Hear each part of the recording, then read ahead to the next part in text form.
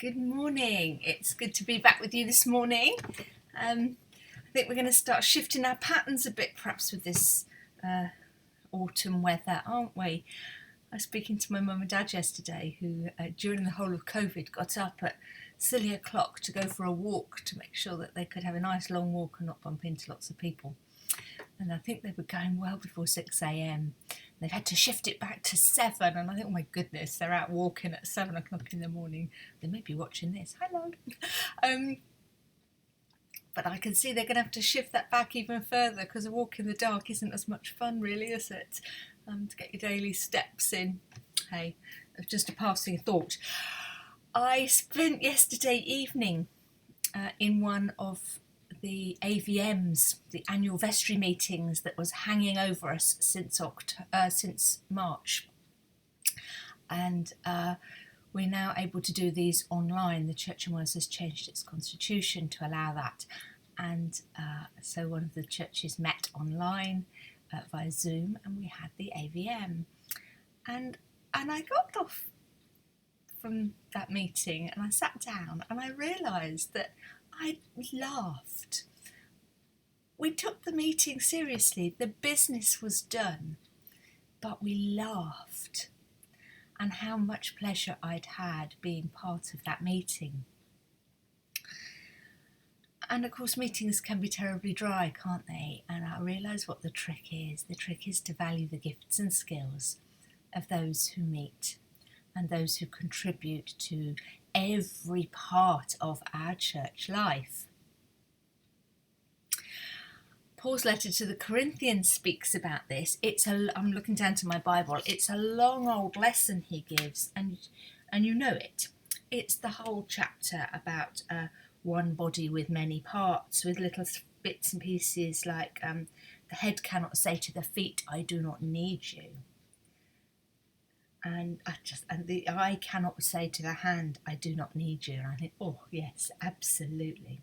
The bit at the bottom of chapter 12 says this: the church has appointed first of all, the church of God has appointed first of all apostles, then prophets, teachers, then workers of miracles, also those having gifts of healing, those able to help others, and those with gifts of administration, those with gifts in different kinds of tongues. Are all apostles, are all prophets, are all teachers, do all work miracles, do all interpret? Eagerly desire the gifts, the greater gifts, it says. But I just love that bit that it says that gifts of administration are to be valued.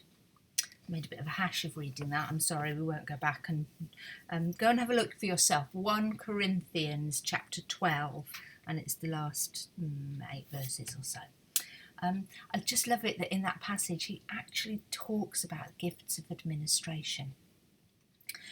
Because without the people that are prepared to do the hard work in terms of bookkeeping, accounting, making sure that our records are in good order, making sure that our church fabric is in good order, making sure our churches are safe, and that we're complying with all the rules and regulations about access.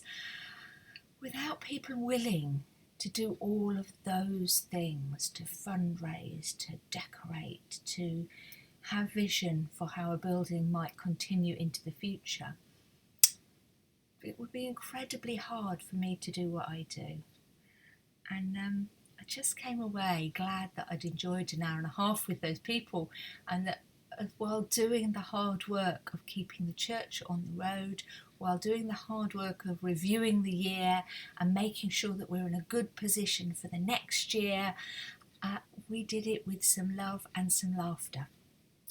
You know who you are, and people will work it out as well, and I'm just hoping the rest of the AVMs go as well as that one did.